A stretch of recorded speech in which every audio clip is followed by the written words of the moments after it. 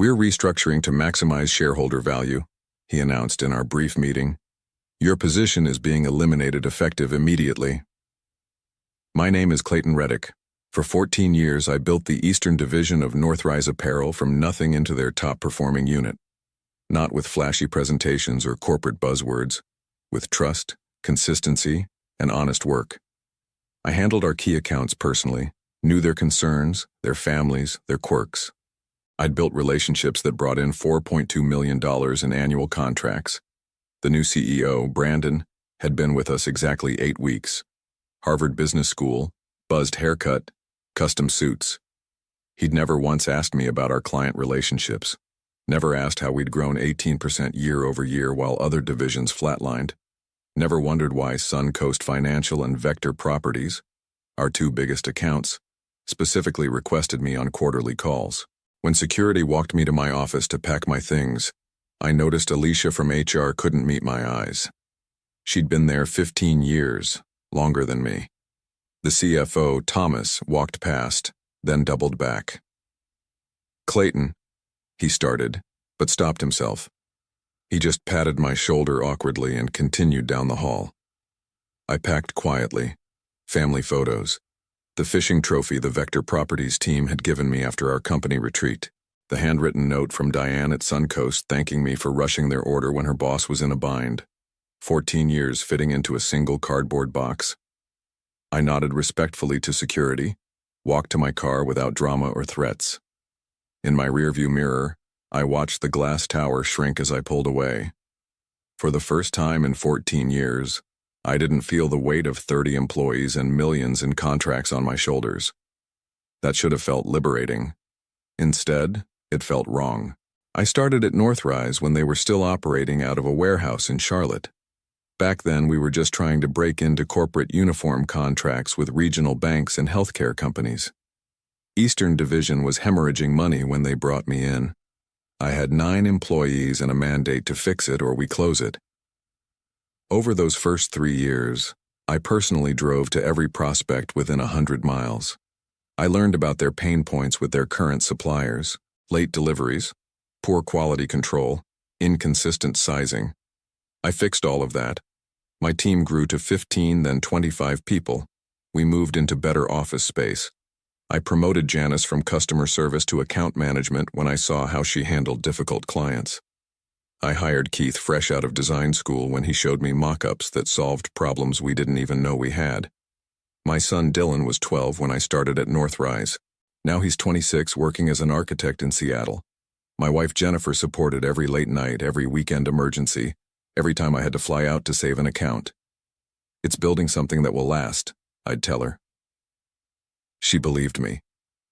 3 CEOs had come and gone during my tenure. Each valued what we'd built. The company went from regional player to national competitor. My division consistently led the way in growth and retention. The merger last year changed things. Kestrel Group bought us out, installed their own board. I didn't worry initially. Numbers speak for themselves in business. But the cracks started showing.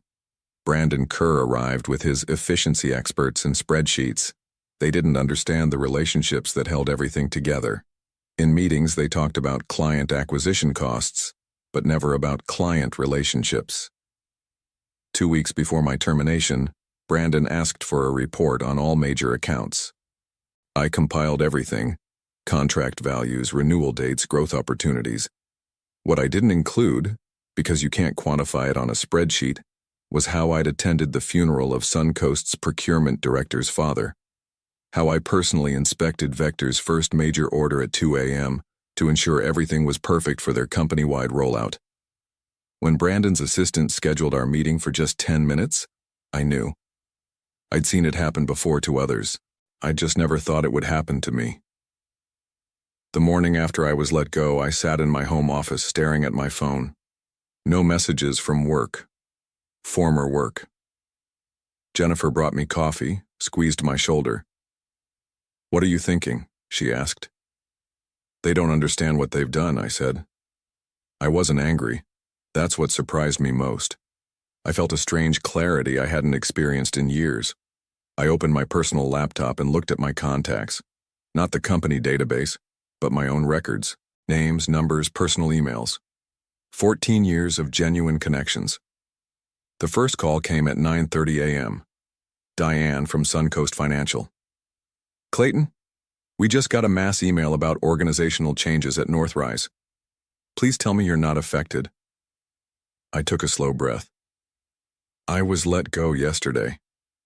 The silence spoke volumes. Who's taking over the accounts? She asked finally. They didn't say. I assume one of Brandon's new team members. Another pause. We've got our contract renewal in 6 weeks. I know. Clayton, I need to be frank. The board only approved staying with Northrise last time because of you. The pricing was higher than competitors, but you always delivered. Always fixed problems before they became problems. I didn't respond immediately. In the background, I could hear her tapping her pen against her desk, a habit she had when making difficult decisions. I need to talk to my team, she said finally. Can I call you back on this number? Of course. After hanging up, I walked downstairs and sat at our kitchen table. Jennifer was preparing lunch. You okay? She asked. I nodded. I think I will be. My phone buzzed with a text from Keith, my design lead at Northrise. Brandon called emergency meeting, asked about client contact info for your accounts. No one's giving him straight answers. What's happening? I set the phone down without replying. Later that afternoon, Harold from Vector Properties called. Then Michael from Eastern Bank. Then Stephanie from Bright Healthcare Systems. The conversations all followed the same pattern: shock at my departure, concerns about the future, questions about their contracts. I was honest with each of them. I didn't badmouth Northrise or Brandon. I simply answered their questions. Yes, I had been terminated. No, I wasn't aware of the transition plan. Yes, I was considering my options going forward. By evening, I had 5 missed calls from Brandon Kerr. I didn't return them. That night, I opened my laptop and created a spreadsheet of my own. Not of clients or contracts, but of possibilities. Companies that had tried to recruit me over the years. Competitors who might value someone with my experience and connections. Even the option of starting my own consulting firm. For 14 years, I'd built bridges for Northrise Apparel. Now I had to decide whether to burn them or build new ones for myself. I chose the latter. 3 days after my termination, Brandon's texts became calls. I let them go to voicemail. On the 4th day, I finally picked up. Clayton, we need to talk, he said, his voice tighter than in our last meeting.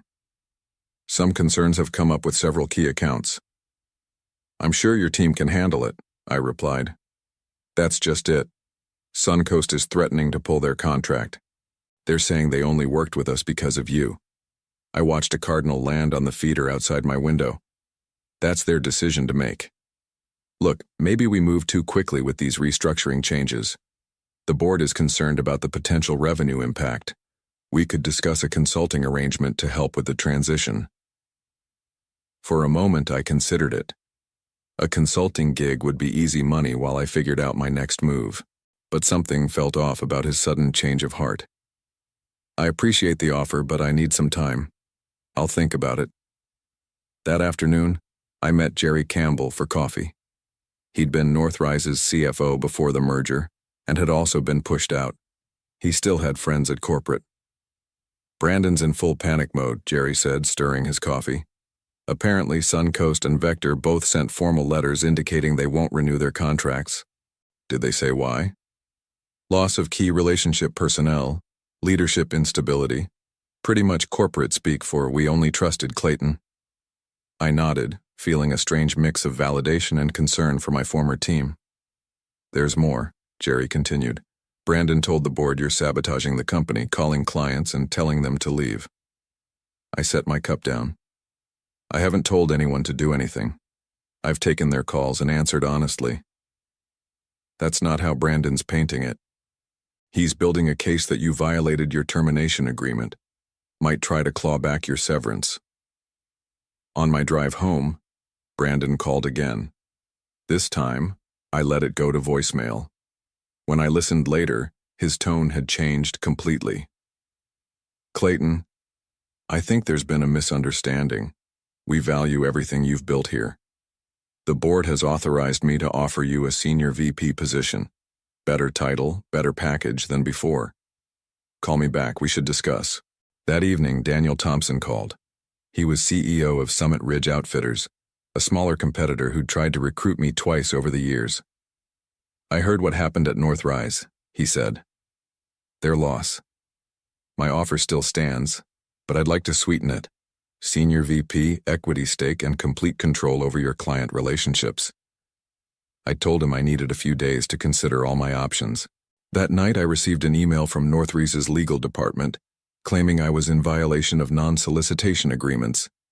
The language was threatening, implying litigation if I didn't cease interfering with company relationships. I forwarded it to a lawyer friend without comment. The next morning I had my answer. My lawyer friend, Paul Henderson, called early. This legal threat is paper thin, he said. They're trying to intimidate you. But I looked at your contract. You never signed a non-solicitation agreement. The standard non-compete only prevents you from joining a competitor for 6 months. It doesn't stop clients from following you. I remembered signing that contract 14 years ago, in a different era of the company. The old CEO had been straightforward. This just prevents you from taking our training and immediately working for the competition. Nothing about client relationships. So I've done nothing wrong legally? Not a thing. In fact, if they pursue this, we could counter for wrongful termination. The abrupt nature, the lack of transition plan for a senior leader, courts don't look favorably on that. I thanked him and hung up, just as an email arrived from Janice at Northrise. Subject line: You should know this. She'd attached an internal presentation from 2 weeks before my termination. Brandon had mapped out a complete restructuring. The plan included eliminating my position regardless of performance, replacing experienced staff with cheaper recent graduates, and raising prices on long-term clients by 15% once contracts renewed. A note on slide 12 read, Relationship-dependent business model presents significant risk. Need to transition to system-dependent model to maximize margins. They hadn't fired me because I was failing.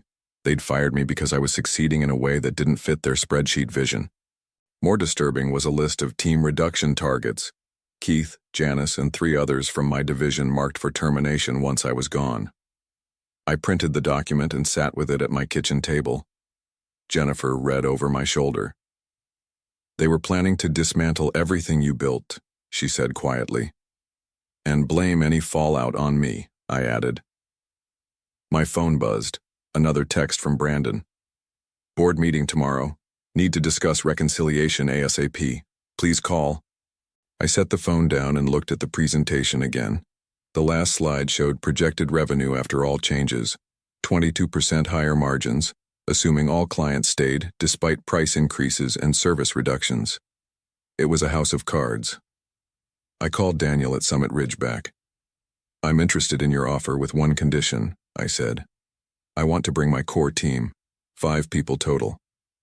Done, he answered without hesitation. When can you start? 2 weeks, and I'll need official offer letters for all of us today. That evening I called Keith, then Janice, then the others. I explained everything, the termination, the restructuring plan, their names on the cut list. I told them about Summit Ridge's offer. All 5 said yes immediately. I slept better that night than I had since the termination. I didn't return Brandon's calls or emails. Instead, I scheduled meetings with our top clients, not to poach them, but to check in as a friend. I met Diane from Suncoast for lunch near her office. We're not renewing with Northrise, she said before even ordering. The question is where we go next. I can't solicit your business right now, I explained.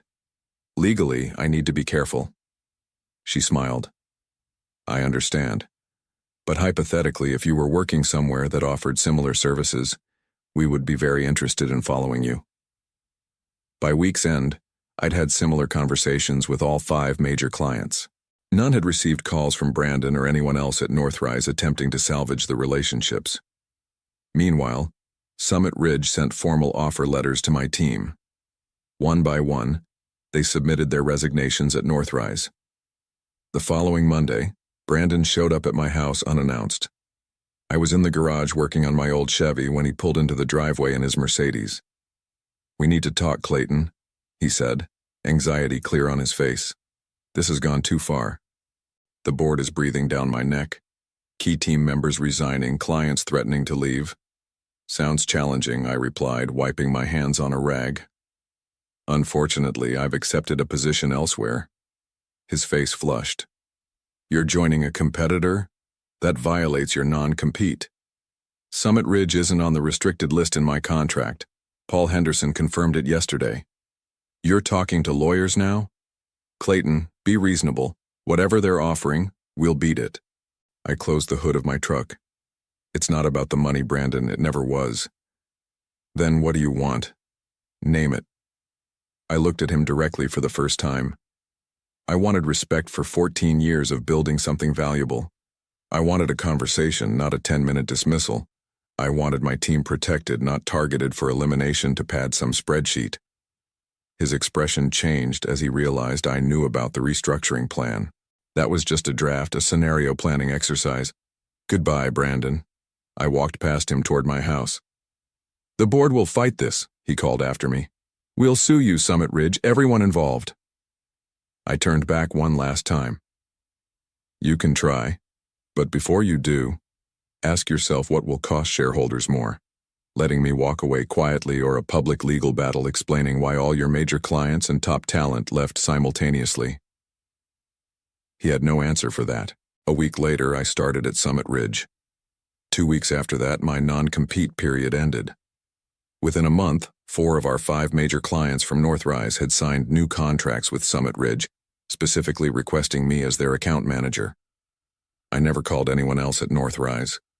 I never spoke badly about the company in public. I didn't have to. 6 months after I joined Summit Ridge, I was reviewing quarterly numbers in my new office when Daniel knocked on my door. "You might want to see this," he said, placing his tablet in front of me. It was a financial news article about Northrise Apparel. The headline read, "CEO Brandon Kerr steps down amid financial shortfall." The article detailed how Northrise had missed quarterly projections by 18%. The Eastern Division, my former territory, had seen nearly 40% of its business evaporate. The board had accepted Brandon's resignation, effective immediately. I handed the tablet back without comment. "You don't seem surprised," Daniel noted. "Hard to build relationships on spreadsheets," I replied. That afternoon, I received a LinkedIn message from Thomas, Northrise's CFO. "The board is meeting tomorrow to discuss recovery strategies. Your name came up. Would you consider a conversation?" I didn't respond. Instead, I finalized our quarterly presentation for Suncoast Financial. Our team had delivered their new corporate uniforms 2 weeks early. The feedback had been overwhelmingly positive. Diane had already introduced us to 2 other potential clients in their network. The next day, Jerry Campbell called. "Thought you'd want to know. Kestrel Group is trying to sell off Northrise. The stock's down 22% since you left." "Who's buying?" "That's the thing. No takers yet. Word is they're trying to reach out to you through back channels. The board thinks you're the only one who can stabilize the client relationships." I thanked Jerry for the information and went back to work. Later, I took my team out for lunch to celebrate our first 2 quarters of consecutive growth. Keith showed sketches for a new product line. Janice shared updates on client feedback. We discussed Summit Ridge's expansion plans. No one mentioned Northrise. That evening, I received a direct email from Eleanor Barnes, Northrise's board chair. "Clayton, the situation has become untenable. We made a grave error in judgment. Would you consider returning as CEO? Complete autonomy, significant equity stake, board seat. Name your terms." I closed my laptop without replying. The next morning, I called a meeting with my team at Summit Ridge. "I've been approached about returning to Northrise," I said plainly. "I wanted you all to hear it from me first. I'm declining the offer." Keith nodded. "Figured they'd try eventually." Janice smiled. "Too little, too late." "Exactly," I said. "We're building something better here." That afternoon, I sent a brief email to Eleanor. I appreciate the offer, but I must decline. I'm committed to my current position. I wish Northrise the best going forward. 3 days later, the news broke. Summit Ridge Outfitters had acquired Northrise Apparel's Eastern Division in a strategic asset purchase. The press release highlighted the move as reuniting key talent with established client relationships. Daniel had negotiated the deal quietly, paying pennies on the dollar for what had once been Northrise's crown jewel. The board had no choice. It was either sell to us or watch it collapse entirely. I never had to strike back directly. The market did it for me. 1 year after my termination from Northrise, I drove past their former Eastern Division office. The Summit Ridge logo now hung where the Northrise sign had once been. The building looked the same, but everything inside had changed. We'd rehired some of the staff who'd been let go during Brandon's brief tenure. We'd recovered 3 more client relationships that had deteriorated after my departure. The division now generated more revenue under Summit Ridge than it ever had under Northrise. I parked across the street and watched employees leaving for the day, familiar faces mixed with new ones. They looked happy, engaged, purposeful.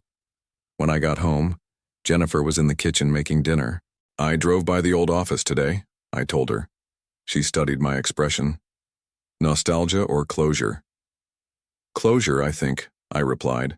Did you know it's been exactly 1 year? She nodded. I remembered. That's why I made your favorite tonight. Over dinner, Dylan called from Seattle to share news about a major project his architecture firm had landed. How's the new job going, Dad? He asked. Good. Building something that will last, I replied, the same words I'd used for 14 years at Northrise. But this time, I knew it was true. Later that evening, I received a text from Jerry Campbell. Northrise's remaining divisions just got acquired by Gravora Group. Clean sweep, nothing left of the original company. I set my phone down and walked out to the deck. The spring air was warm, filled with possibility. I thought about Brandon, wondered briefly what he was doing now. I hoped he'd learned something, though I doubted it. I thought about all those years building bridges for a company that didn't value them. The late nights, missed family dinners, postponed vacations. The sacrifices had been real, but so were the relationships I'd built. In the end, those relationships had followed me, not because I'd asked them to, but because we'd built something authentic together. No spreadsheet could capture that value. No restructuring could erase it. The next morning, I arrived at Summit Ridge early.